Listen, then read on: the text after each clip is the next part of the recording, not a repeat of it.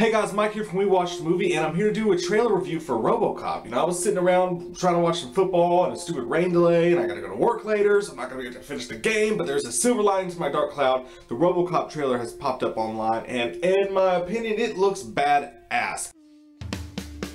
We watched a movie. Yeah. We watched a movie. We watched it. We watched a movie.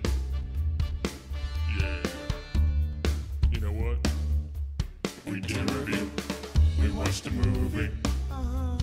I know that there's a lot of hate going towards this movie, guys, and I understand the hate for it for the most part, especially the whole PG-13 versus rated R thing. I mean, the fun about Robocop is it was like, yeah, it was cheesy and it was 80s, but it was also like just raw and like gritty, and it had cursing in it, and it had this like layer of filth over it that was just awesome, and that's what gave it its charm. So you can't really take that away by giving a Robocop movie a PG-13 rating. And I understand that. That's to me, that's the biggest gripe that I can side with about the Robocop movie. But you gotta give the guys a chance. They're trying to make a good movie. Look at the cast that they put together. Joel Kinnaman, if you haven't seen him, if you've watched The Killing, you see he's a badass actor in that show. He's a great pick for the role of Alex Murphy. Jose Padhilla, who's directing this movie. But if you've seen a movie called Elite Squad 2, it's on Netflix, and it's a foreign movie, but it doesn't bother you at all. This movie is so action-packed and well-made and just well executed that, trust me, you won't even think twice about reading the subtitles, because it's just one of the best action movies I've seen in my entire lifetime, and it's directed by Jose Padhilla. And me and Jay did a Netflix Nuggets review on it. You can watch that on our channel here.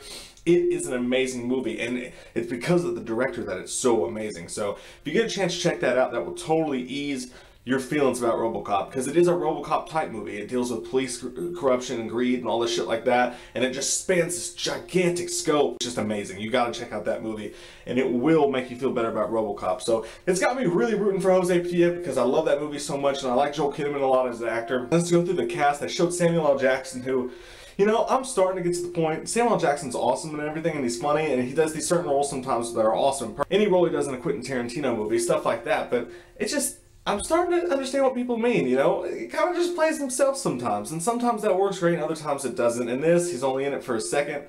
It fits with him, but, you know, it's nothing out of the way or insane or anything like that. But Joel Kinnaman looks good and sounds good in the Robocop suit. Once they put the suit on him in the trailer, and you hear his voice, and the voice sounds awesome, I think. The suit, when it starts out and they put the suit on him in the first place, that was one of our gripes before, was the suit.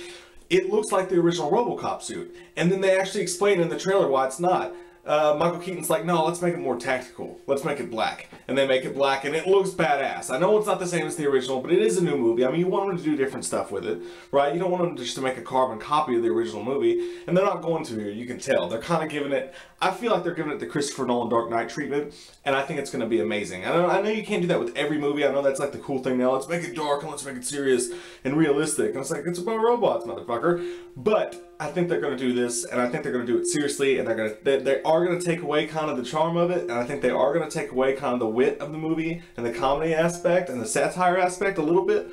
But I think you're going to get an amazing, serious action movie in return, even though it still should be rated R. Earle Haley, kind of, he looks like he's definitely going to be the bad guy, and that's the only thing I wasn't crazy about, because I know in the first, he's just not that intimidating. And I know in the first one you had Red from That 70s Show, who's not that intimidating either until you find out his slimy personality. But I don't know, Earle Haley just looks like, he looks weird. Like, he's so tiny and his bald head, and he just looks like off-putting when they showed him for that one little split second in the trailer. But maybe he can prove me wrong. He's been really good in certain movies, and then there's that whole Nightmare on Elm Street thing. But Gary Oldman, that guy's money and everything he does. You know his role's gonna be great. I'm super excited about freaking Michael Keaton. His role in this looks awesome. He looks like the head of the company. He's like, I want to put a robot in a suit. You want to get nuts? Let's get fucking nuts. He looks perfect for this role. I wish that guy was just in more shit in general. But the action scenes in this look like they're going to be amazing, and I expected nothing less from Jose Padhilla. They do this weird, not night vision, but they do this weird thermovision thing where he takes out a couple bad guys that way, and they show him in action a couple times doing some things. And it looks really freaking badass, you guys. His death is different in this one. It looks like when he goes out to the car just explodes, and that's how he, you know, dies. Which in the first one was a lot cooler. But, you know, I mean, it is PG-13, I guess. God damn it, once again. This fucking review isn't. But the trailer seems to focus on the free will aspect of it. Like they say, he thinks he's making the decisions that he's making on his own. He thinks he has free will, but really we're controlling it. But as then it goes on, it's like man versus machine. The passion that a human has, the humanistic side of somebody is always going to come out over the robot eventually. And it's like, you know, they do this whole man versus machine thing. And I think that's pretty cool because you get to see a more humanistic approach to Robocop. I remember the first one, they had that slow, like, blurry scene where he goes back home and he's like looking at his pictures and he's like, they kind of focus on the human versus machine trait, which is pretty cool. I get that. Overall, guys, I'd give the trailer a 9. I thought it looked badass. I think they're going to make a great movie out of this. I know some of you think I'm crazy. Some of you might want to hang me up by my toes. I can't wait to see what Jay thinks. We'll do another video on this once I get with Jay and we can talk about it and pick it apart a little bit more. But until next time, guys, let me know what you think about the trailer below. I feel like I'm putting my junk, don't I? Let me know below. Not on my junk, but in the comment box below. Let me know what you guys think. I'm Mike from We Watched the Movie, and we'll see you guys next time. We watched a movie. Yeah. We watched a movie.